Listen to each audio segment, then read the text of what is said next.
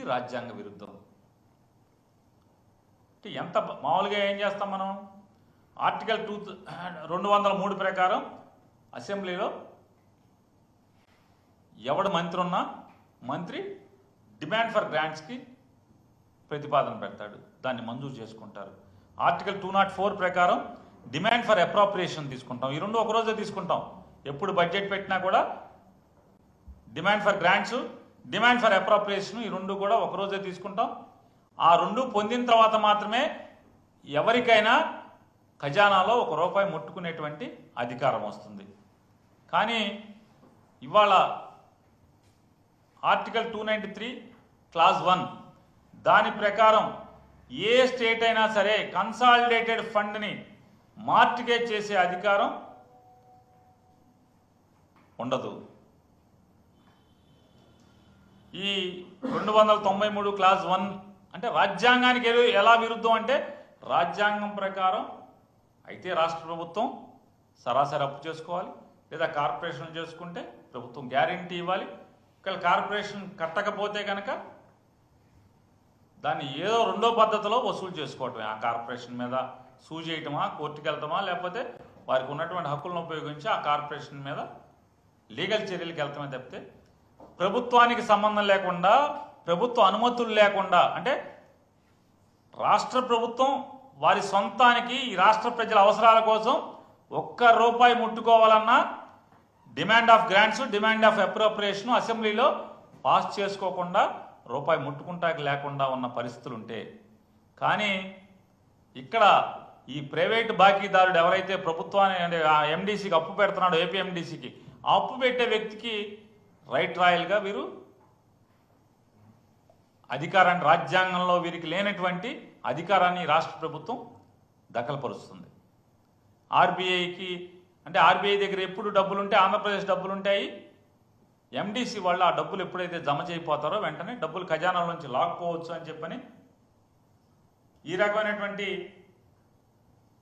అంటే బరితెగింపు, అప్పు చేయటానికి బరితెగింపే కాకుండా రాజ్యాంగానికి విరుద్ధంగా కూడా సరాసరి ఇంతవరకు భారతదేశంలో ఏ రాష్ట్రాలు ఇంతవరకు ఇంత బరితెగించి అప్పులు చేయని విధంగా చంద్రబాబు నాయుడు గారు, పవన్ కళ్యాణ్ గారు కలిసి అప్పు చేస్తున్నటువంటి ఈ బరితెగింపుని మనం ఖండించాల్సిన అవసరం ఉంది. ఖచ్చితంగా ఖండిస్తూ ఇవాళ ఎన్నో కథలు చెప్పారు. కానీ ఈ బిల్డప్ బాబాయ్ చంద్రబాబు నాయుడు గారు, పవన్ కళ్యాణ్ గారు, ఆయన ఒక చిన్న బిల్డప్ బాబాయ్, ఈయన ముసలి బిల్డప్ బాబాయ్, వీళ్ళిద్దరూ కలిసి ఎన్ని కబుర్లు చెప్పారు. జగన్మోహన్ రెడ్డి గారి కంటే మిన్నగా మేము సంక్షేమాన్ని రాష్ట్రానికి అందిస్తాం, జగన్మోహన్ రెడ్డి గారి కంటే మిన్నగా ఆంధ్ర రాష్ట్ర ప్రజలకి సంక్షేమాన్ని అందిస్తాం, అభివృద్ధి గొప్పగా చేస్తాం, అప్పులు తీరుస్తాం, అప్పులు చేయకుండా సంపద సృష్టిస్తామని చెప్పినటువంటి వీళ్ళు ఏం చేస్తున్నారా అంటే ఒక్క సంపద లేదు. అమరావతి పేరుతో 56,000 కోట్లు, 50,000 కోట్ల పైచిలకో ఇప్పుడుకి చేశారు. మరోలా ఇంకొక 50,000 కోట్లకి టెండర్లు పిలుస్తామని చెప్తున్నారు. అదొక 1,00,000 కోట్లు. అంటే రాష్ట్రం అంటే అమరావతి మాత్రమే, అమరావతికే 1,00,000 కోట్లు టెండర్ పిలుస్తున్నామని చెప్పేటువంటి గొప్పగా చెప్తున్నారు వీళ్ళు. మళ్ళీ తగుదనమ్మా ఇది సరిపోదని మరొక 44,000 ఎకరాలు తీసుకుంటారండి. మరి ఆ 44,000 ఎకరాలకి అభివృద్ధికి డబ్బులు ఎక్కడి నుంచి తెస్తారు? అంటే రాష్ట్రంలో ఉన్నటువంటి మిగతా ప్రాంతాలందరినీ కూడా ఏం చేద్దాం అనుకుంటున్నారు? ఈ బిల్డప్ ఓల్డ్ బిల్డప్ బాబాయ్ కానీ, ఈ చిన్న బిల్డప్ బాబాయ్ కానీ, వీళ్ళిద్దరూ ముసలి బిల్డప్ బాబాయ్, చిన్న బిల్డప్ బాబాయ్ ఇద్దరు ఇంతంత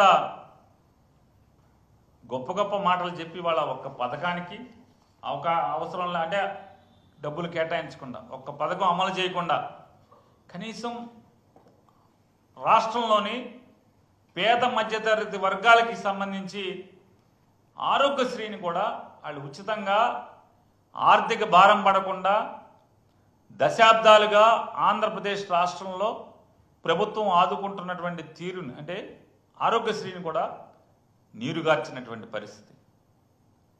పిల్లల చదువులు, కాలేజీలకి చెల్లించాల్సిన డబ్బులు కట్టరు, ఇప్పుడు ప్రస్తుతం ఉన్నటువంటి ఫీజులు చెల్లించరు.